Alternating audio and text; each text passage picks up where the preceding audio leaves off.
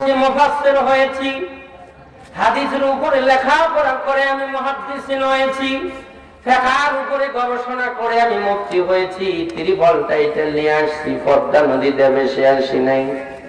তবে যারা আজকে মিলাদ কিয়ামকে বেদাত বলে, যারা ফরজ নামাজের পর হাত তুলে দোয়া করতে চায় না, কাবার জিয়ারত করতে চায় না, ভাইজান চল্লিশা করতে চায় না, সবে মেরাজ মানতে চায় না, সবে বরাত মানতে চায় না, মিলাদুন নবী মানতে চায় না, মুহররম মানতে চায় না, যারা সম্মিলিত দোয়া মানতে চায় না, আমি তাদের কিতাবগুলি ফলো করে দেখলাম, তাদের এই সমস্ত যে কিতাব পড়ে ফতোয়া দেয়, এই দুইটা কিতাবের মধ্যে আসছে। কয়টা কিতাব? যদি খোদার কসম করে বলি, এই কিতাব দুইটার নাম যদি আপনাদেরকে না জানা যায়, কিয়ামতের ময়দানে আল্লাহর দরবারে আমার জবাবদিহিতা আছে কি নাই? আরো ধরে বলেন, আছে কি নাই? তারা কোন কিতাব পড়া বলে বেদাত? তাদের মধ্যে একখানা ফতোয়া আছে, ফতোয়ার কিতাব, ফতোয়ার নাম হলো আজগবি। ফতোয়ায় আজগবি নাম কি? আরো ধরে বলেন, নাম কি? আর একখানা কিতাব আছে কিতাবুল আন্দাজ, নাম কি? আরো ধরে বলেন, ভালো করে জেনে নেবেন। যারা ফতোয়া দেয় মিলাদ বেদাত, দুরূদ বেদাত, নবীর শানে মিলাদ বেদাত, পীরের দরবারে যাওয়া বেদাত, বলবেন হুজুর আমি আগেই জানি কোন কিতাবে আছে। মুফতি মিজান বিল্লাহ বলে গেছেন, তার গবেষণার মধ্যে দুইখানা কিতাব চলে আসছে। একটা হলো ফতোয়ার কিতাব, ফতোয়ার নাম হলো ফতোয়া আজগবি, ঠিক না? আর একখান হলো কিতাবুল আন্দাজ, লেখা নাই, পড়া নাই, শুধু আন্দাজে ফতোয়া দেয়। মৌলবী তুমি জানো না, যদি ফিকহ নিয়ে লেখাপড়া না করো, যদি ফতোয়া দিয়ে দাও, ঘরের বিবি তালাক হয়ে যায়। এজন্য অল্প বিদ্যা ভয়ঙ্কর। কি আরো ধরে বলেন, অল্প বিদ্যা ভয়ঙ্কর। মুক্তি না হলে ফতোয়া চলবো না। বর্তমান হাবেশা ফতোয়া দেয়, মনে করে মেম্বার শরীফে ফতোয়া দিয়ে গেলি মুসল্লি আমগো ভালো করবো, কিন্তু আল্লাহ তাআলার আইন অনুযায়ী বউ তালাক হয়ে যাব। ওই বউ নিয়ে যদি সংসার করে, ওই বউয়ের গুনাহ পাহাড় নিয়ে কিয়ামত উঠবো, ঠিক না বেটি? এজন্য বুইজা ফাল দাও। বুইজা ফাল দিলে পা ভাঙবে না, না বুইজা ফাল দিলে পা ভেঙে যাবে। আমার দেশের অনেক মানুষ আছে 10 ফুট উপরে লাফ দিবে, পা ভাঙবে না। আবার অনেক সময় না বুঝি যায়, টেবিলে পা ভাঙে যায়, ঠিক না বেটি? আরো করে বলেন, খুব মনোযোগ লাগাই দেন। কেমন ছিল না হেলে ভাইয়া, তাদের জবানের মান আল্লাহর দরবারে কেমন ছিল, জবানের পবিত্রতা কেমন। আল্লাহর হাবিবের দরবারে একজন ইহুদি দাম্পত্য আসলেন, নবীজির দরবারে এসে বললেন, ওগো আল্লাহর নবী, আল্লাহ কি আমাদেরকে সন্তান দিবেনি? আল্লাহর নবী রাহমাতুল লিল আলামিন বললেন, না না না, তোমাদেরকে আল্লাহ সন্তান দিবে না। ইহুদি দাম্পত্য এক মেসেজ পাওয়ার পর দুইজনেই আল্লাহর নবী রাহমাতুল লিল আলামিনের দরবারে কান্নায় বিভোর।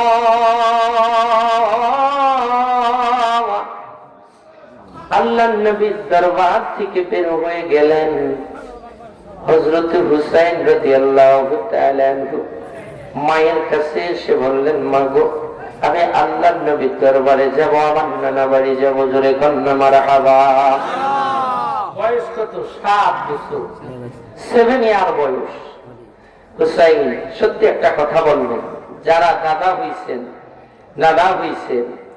পদ্মানিশী মা বোনেরা, যারা নানি হইছেন, দাদি হইছেন, সন্তানের চেয়ে নানা নাতিনের দাবি গুলো আপনারা পূরণ বেশি করেন না কম করেন? আরো ধরে বলেন, সন্তানের চেয়ে ভালো তাদের বেশি বাসেন নাকি নাতিনদের বাসেন? আরো ধরে বলেন, আরো ধরে বলেন। আমার নবী কেমন ভালোবাসতেন। নবীজির দরবার থেকে ইহুদি বের হয়ে গেলেন, হুসাইন নবীর দরবারে প্রবেশ করতেছে।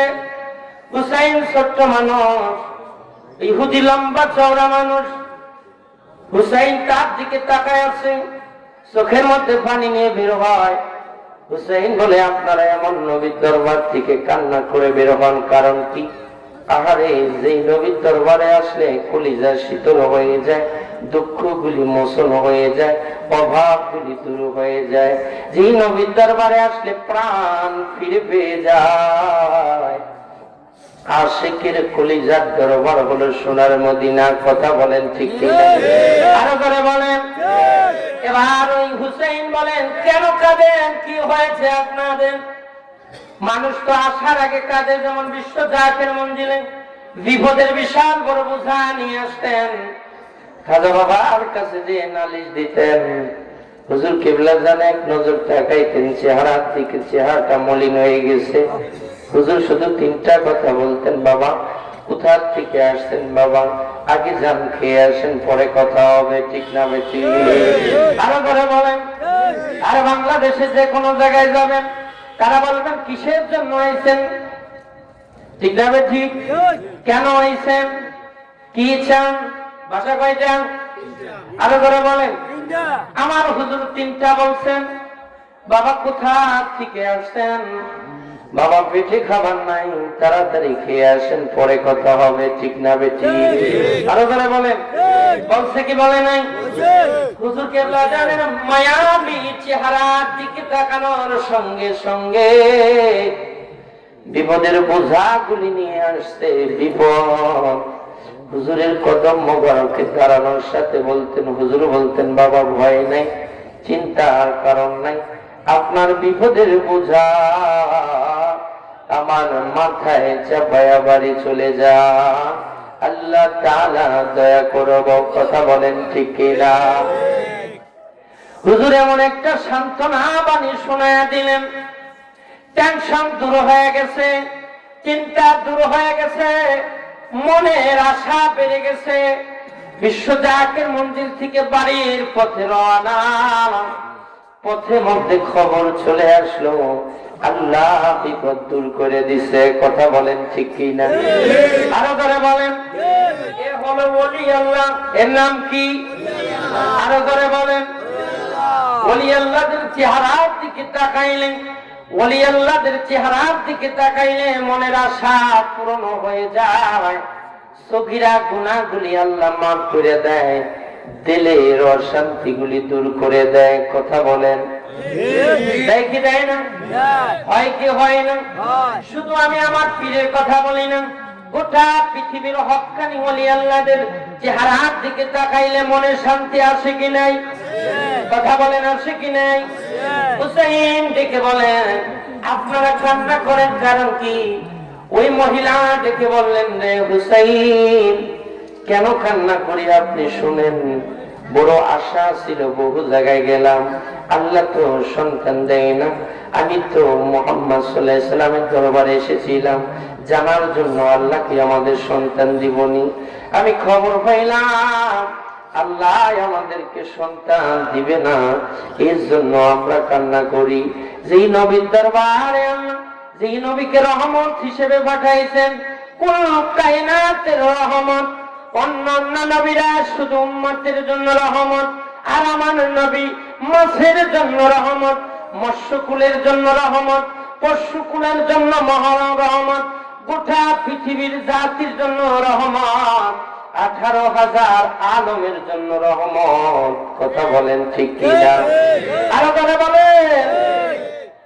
হুসাইন বলেন, কান্না করেন না, আপনার কান্না আমার ভালো লাগে না, আপনার কান্না আমার ভালো লাগে না, কান্না করেন না, আল্লাহ আপনারে একখানা সন্তান দান করবো। জোরে কান্না আমার বাবা। আরো বড় বলেন। ছোট্ট হুসাইনের কথা শুনে ইহুদি মহিলার দাম্পত্য আরো জোরে জোরে হাওমাও করে কান্দে।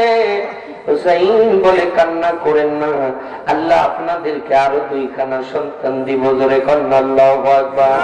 আরো করে বলেন। জলমদের ভাইয়েরা, আগের 1খানা এখন 2খানা, কয়খানা হইল? যোগ করে বলেন কয়খান? হুসাইন বলে, 3টা সন্তান আপনাকে দিব। হুসাইনের মিষ্টি জবানের কথা শুনে দাম্পত্য আরো জোরে জোরে কান্না শুরু করে দিলেন। কান্নার স্পিড বেড়ে গেল। খুব মনোযোগ লাগাইয়া দেন। রহমতের নবী তাড়াতাড়ি দৌড়ে আসতেছে। হুসেইন বলে, আর কান্না করেন না, আল্লাহ আরো সন্তান দিব। এই কথা যখন হুসেইন তার জবান দিয়ে বলবো, রহমতের নবী এসে ছোট্ট হুসেইনের মুখটা চেপে ধরলেন। আল্লাহ নবী সিজদায় পড়ে গেলেন আর বললেন, ওগো আল্লাহ, আমার হুসেইন, ছোট্ট হুসেইন, এনে বুঝে নাই আল্লাহ তুমি এর কথায় গুসা করো না। জোরে কন্যা আল্লাহু আকবার। হুসেইন ছোট্ট মানুষ,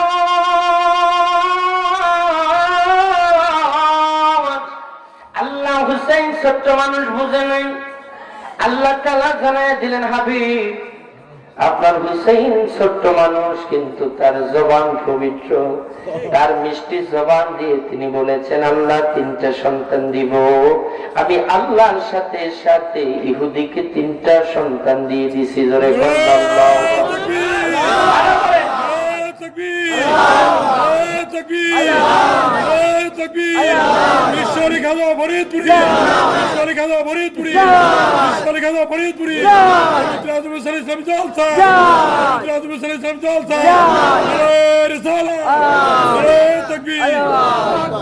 খুব মনোযোগ লাগাই দেন। হুসাইনের জবানের পবিত্রতার কারণে, হুসাইনের ইজ্জতের কারণে আল্লাহ বলেন, হাবিব, আমি 3টা সন্তান দিলাম, তবে 3টা সন্তান আমি হুসাইনের বংশ থেকে দিলাম। জোরে কন্যা আল্লাহু আকবার।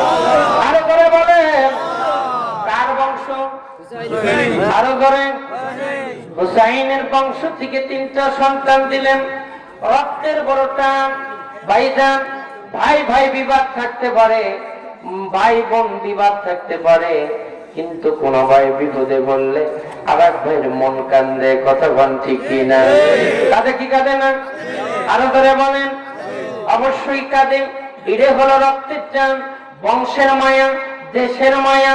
কথা বলেন, আছে কি নাই?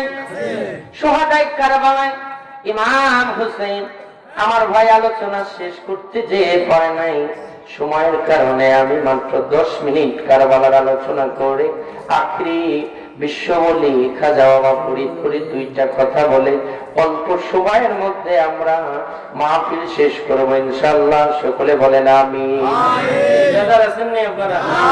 এমন কথা আপনারা ইতিপূর্বে শুনেন নাই, সেই কথাগুলি আপনাদের শোনাবো। অসংখ্যবার শুনেছেন। ইমাম হুসেইন কারবালার ময়দানে শহীদ হয়ে গেলেন, শাহাদাত বরণ করলেন। আগের মাওলানা সেখান থেকে কথা বলেছেন, আমি ওখান থেকে কথা টান দিলাম। জোরে কন্যা আল্লাহু আকবার।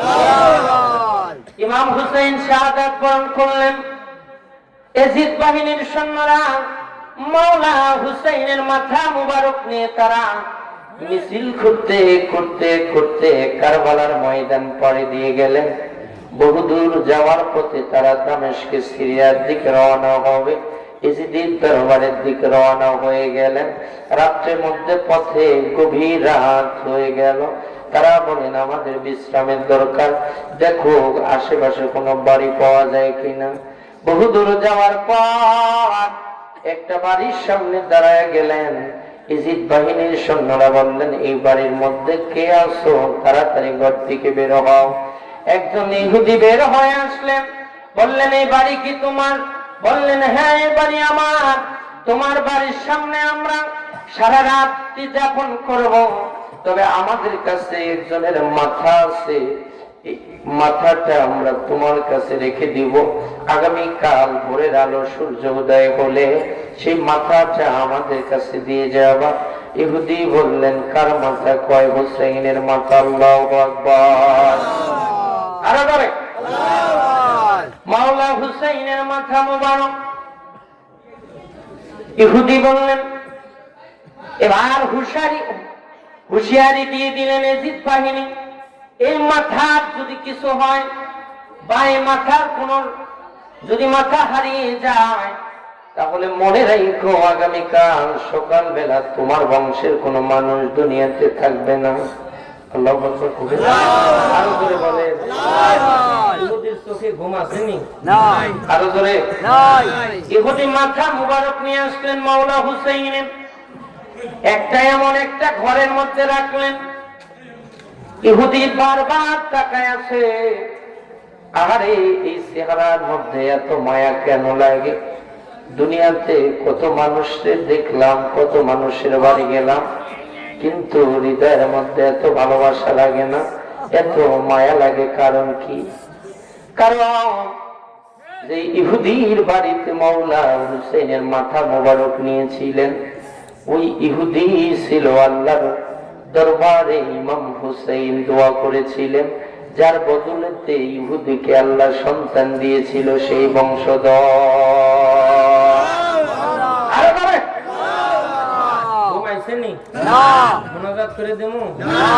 আল্লাহ কবুল করেন সকলে বলেন আমিন সোহাদায়ে কারবালার থেকে এবার চলে আসলেন ইহুদি ওই হুসাইনের মাথা মুবারক তার একটা ঘরের মধ্যে নিলেন ঘরের দরজা জানালাগুলি সুন্দর করে চারদিক দিয়ে দরজা জানালাগুলি আটকে দিলেন একটা টেবিলের সামনে নিয়ে মাওলা হুসাইনের মাথা মুবারক রেখে দিলেন ইহুদি বলেন রাত্রেবেলা যদি ঘুমায়া যায় আর মাথা যদি লুট হয়ে যায় আগামীকাল আমার বংশের কোনো মানুষ দুনিয়াতে থাকবো না ওদের তরবারি অবস্থা বেশি ভালো না কথা বলেন ঠিক কিনা আরো জোরে ইশকের গভীর তথ্য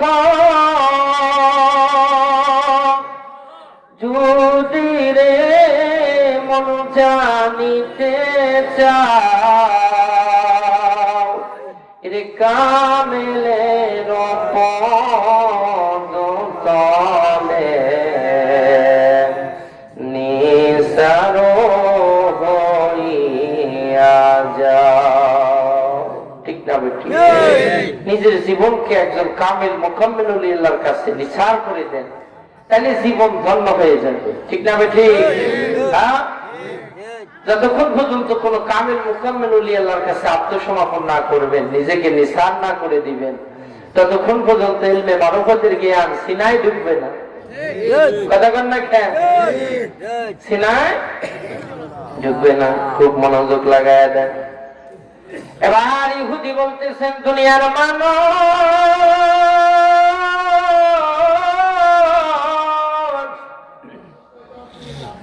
কিছুক্ষণ পর আমার ঘরের বাতি তেল ফুরাইয়া গেল বাতি ঘর তেল ফুরাইয়া গেল বাতি নিভে গেল আবার ঘরটা অন্ধকার কিন্তু অন্ধকার ঘরের মধ্যে নূরের বাতি লাগাইয়া দিলেন জোরে কন্যা আল্লাহু আকবার কিছুক্ষণের মধ্যে দেখি আমার ঘরটা আলোকিত হয়ে গেছে মাওলা হুসাইনের মায়াবী চেহারা মোবারক থেকে একটা আলো বের হচ্ছে জোরে কন্যা আল্লাহু আকবার আরো জোরে ইলমে বাতিন নাহি জারো হাসরে সে অন্ধর ইশকে খুদা নাহি জারো দোজখে সে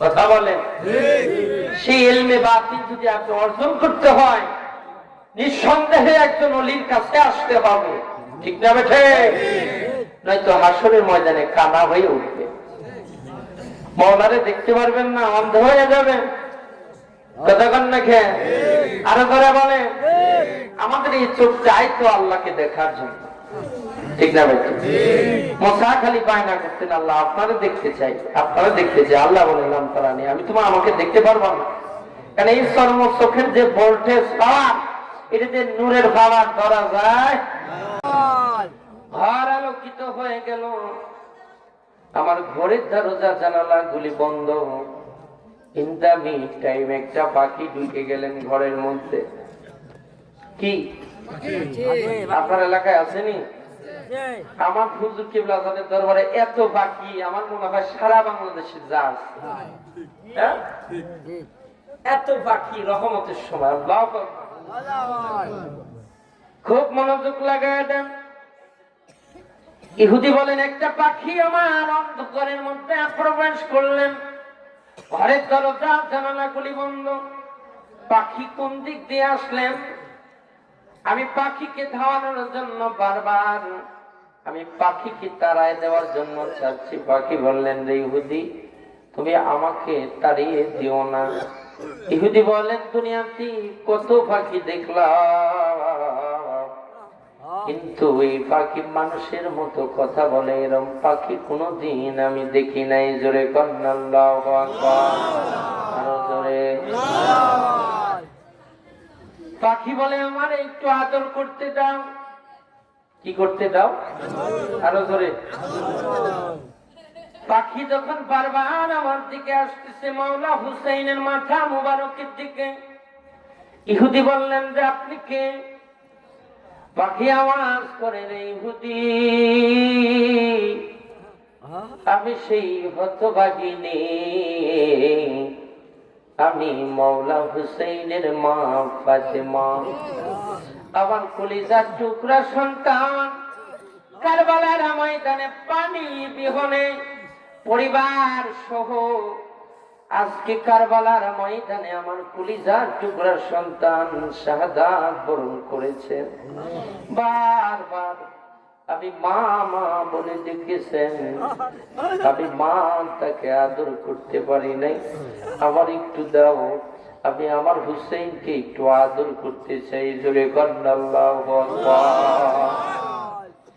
ইহুদি বলে, আমি দেখলাম পাখিটা দুইটা ডানা মেলে মেলে মাওলা হুসাইনের মাথা মোবারক বুলাইয়া দেয়। আল্লাহু আকবার। আরো করে বলে। এরপর দেখি রে আর একটা পাখি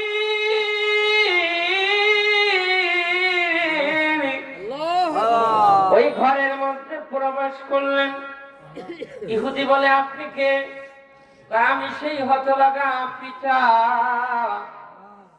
বারবার আমার কলিজার টুকরা সন্তানের চারদিক দিয়ে যখন তীরগুলি নিক্ষেপ করলো, আমার কলিজার টুকরা সন্তানের পুরা দেহটাই জারজা হয়ে গেছে।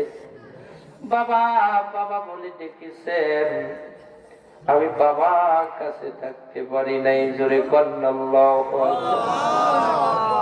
ইহুদিতে জীবনের শেষবারের মতো আমার কলিজার টুকরা হুসাইনকে একটু আদর করতে চাই। ইহুদি বলেন, আমি দেখলাম দ্বিতীয় পাখিটা দুখানা টানা মেলে মেলে মাওলা হুসাইনের মাথা কেশগুলি সরায়া সরায়া চেহারার দিকে চুমা খায়। জোরে কন্যা আল্লাহু আকবার। আরো জোরে বলে। খুব মনোযোগ লাগাইয়া দেন ভাইজানরা আমার, গভীর মনোযোগ। মাওলা হুসাইন রাদিয়াল্লাহু তাআলা আনহুর মাথা মোবারক ইহুদির বাড়ি। ওই দিক দিয়ে নবীজির চাচাতো ভাই খানায়ে কাবা শরীফের পাশে হেলান দিয়ে বসে আছেন। ইন দা মিড টাইম তন্দা শুরু হয়ে গেল। চোখটা মিলে দিলেন, চোখটা ঘুমে বিভোর। এমন সময় স্বপ্নে দেখে দুজাহানের বাদশাহ নবী রাহমাতুল লিল আলামিন আব্বাসের স্বপ্নের ঘরে হাজির। আব্বাস বলেন, ইয়া রাসূলুল্লাহ, ইতিপূর্বে তো নবী আমার কোনদিন এমন অবস্থায় আপনাকে দেখি না। আজকে আপনার মাথার চুল মোবারক গুলি কেন এলোমেলো? আপনার দাড়ি মোবারকে কেন বালু কাদা লেগে আছে? আপনার পোশাকের মধ্যে কেন কাদা বালি লাগা আছে? আবার নবী ডেকে বলেন, রে আব্বাস, খবর রাখো না রে আব্বাস, কারবালার ময়দানে আমার কলিজার টুকরা সন্তান হুসাইন শহীদ হয়ে গেছে। এরে আব্বাস, ওই কারবালার ময়দান থেকে মাওলা হুসাইন যতবার আমি নানা নানা নানা বলে ডেকেছেন, আমি রহমত রহমতের নবী মদিনায় থাকতে পারি নাই, আমার হুসাইনকে বুকে ধারণ করে কারবালার ময়দানে হুসাইন যতবার মাটির মধ্যে গড়াগড়ি খাইল, আমি রহমতের নবী ততবার হুসাইনকে নিয়ে কারবালার ময়দানে গড়াগড়ি খেয়েছি। আর একটু ধরে বলে, এই কারবালার ময়দান থেকে দুইটা ইসলাম প্রতিষ্ঠিত হয়েছে। আল্লাহু আকবার। কয়টা ইসলাম? একটা হলো হুসাইনি ইসলাম, আর একটা হলো এজিদি ইসলাম। আজকে এজিদি ইসলাম আর হুসাইনি ইসলামের মধ্যে পার্থক্য। হুসাইনি ইসলামের মধ্যে মিলাদ আছে, কিয়াম আছে, দুরুদ আছে, সালাম আছে। মানুষ মারা গেলে জানাজার পর দোয়া আছে, মানুষ মারা গেলে কবর জিয়ারত আছে, শবে বরাত আছে, শবে কদর আছে, লাইলাতুল বরাত আছে, মেরাজ আছে, চল্লিশা আছে, ফরজ নামাজের পর হাত তুলে দোয়া আছে। কথা বলেন ঠিক কিনা? আছে কিনা? আর যদি ইসলামের মধ্যে আছে মিলাদ বিদআত, কিয়াম বিদআত, মুনাজাত বিদআত, ফরজ নামাজের পর দোয়া লাগবে না। কথা বলেন ঠিক কিনা? শবে বরাত মানে না, শবে মেরাজ মানে না, শবে কদর মানে না। কথা বলেন ঠিক কিনা? তাহলে বুঝে নেন কোনটা সুন্নি, কোনটা সত্যের ইসলাম। সত্য ইসলামের মধ্যে মিলাদ, কিয়াম, দুরুদ ও সালাম। আর এজিদি ইসলামের মধ্যে দুরুদ ও সালাম, মিলাদ, কিয়াম কিচ্ছু নাই। কথা বলেন। আমার পীর কিবলা জান হুজুর আমাদেরকে একটা মেসেজ দিয়েছেন, রাসূলুল্লাহর সত্য তরিকার মেসেজ। কথা বলেন।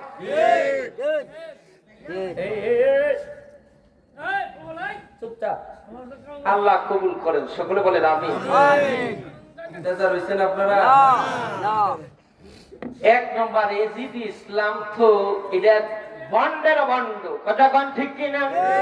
আরো ধরে বলেন। এর জন্য এজিদি ইসলামের পক্ষে গেলে কিয়ামতের ময়দানে প্রত্যেকটা দলনেতা, প্রত্যেকটা নেতা সঙ্গে তার অনুসারীরা আল্লাহর জান্নাতে যাবে, আল্লাহর জাহান্নামে যাবে। আমাদের নেতা হলো মাওলা হুসাইন। কথা বলে। আমাদের মাওলা হুসাইন আমাদের নেতা, তিনি জান্নাতের সরদার। কথা বলেন। জান্নাতের সকল যুবকদের সর্দার। এবার আপনারা চিন্তা করবেন, তাহলে হেরা যুবকদের মধ্যে সর্দার হইল, তাহলে আমাকে বুড়া গো মধ্যে কেডা? ঠিক নেই? প্রশ্ন আসেনি? আমাদের রাজবাড়ী জেলার যুবকদের মধ্যে কর্মী প্রধান হলো আমাদের ডক্টর ইকবাল ভাই। সহকারী আছে আমাদের রাহিদুল ভাই। আসেনি? আরো অনেকে।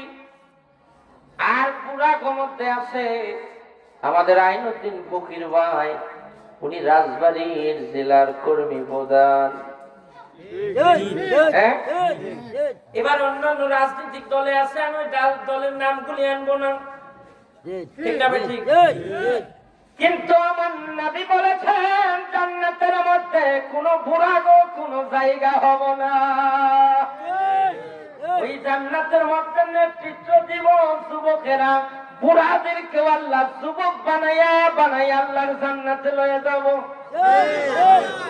ঠিক আরো জোরে বলে, আরো জোরে বলে। এর জন্য মহামান্য চাচাজান হুজুর আমাদেরকে বিশ্ব জাকির মঞ্জিলে একটা সংগঠন, অরাজনৈতিক সংগঠন, আত্মশুদ্ধির সংগঠন। এই সংগঠনটা হলো কর্মী গ্রুপের সংগঠন। কথা বলেন ঠিক কিনা? এখানে যুবকরাও থাকবে, ছাত্ররাও থাকবে, মুরব্বীরাও থাকবে। চাচা জান একটা বয়সের একটা লিমিটেড দিয়ে দিচ্ছেন।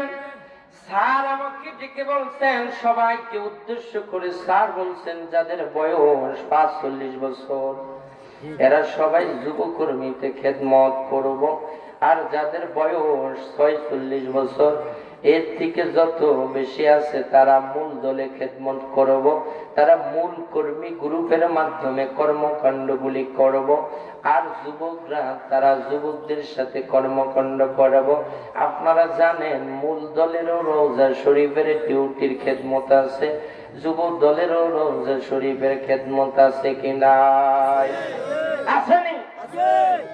বরঞ্চ যুবকরা দরবার শরীফে খেদমত করেন, আর যুবকরা যদি আপনার ছেলেকে আপনার ভাইকে দরবার শরীফের অন্তর্ভুক্ত না করেন, ভাইজান বিপদ কিন্তু আপনার। ঠিক না বেটি? বিপদ কার? আপনার বিপদ। আপনার ছেলের দরবারে নিলেন না, আপনার ছেলের যুব কর্মীতে দিলেন না, ছাত্র কর্মীতে দিলেন না, ওই ছেলে দেখবেন ওরা অনেক রাজনৈতিক দলের সাথে যাবে, তরিকাকে ভুলে যাবে, আল্লাহ রসুলের মহব্বত অন্তর থেকে চলে যাবে। কথা বলেন ঠিক কিনা? আরো করে বলেন। ভাইজানরা আমার, সেই দিন একটা গল্প আপনাদেরকে শোনায়া যায়। বর্তমান সমাজের এমন একটা অবস্থান আমাদের সামনে এসেছে, মুরব্বীদেরকে সম্মান যুবক ভাইরা দেয় না, আবার মুরব্বীরাও যুবকদেরকে স্নেহ করে না।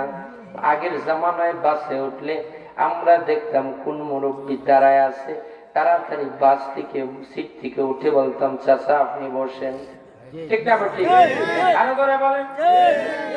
এখন মুরব্বী তো দূরের কথা, কোন মা ছেলে অর্থাৎ মেয়ে ছেলে যদি দাঁড়ায়াও থাকে, মানুষ থাকতে বসার ব্যবস্থা করে দেয় না। ঠিক না? ঠিক। আরো করে বলেন। সমাজের মধ্যে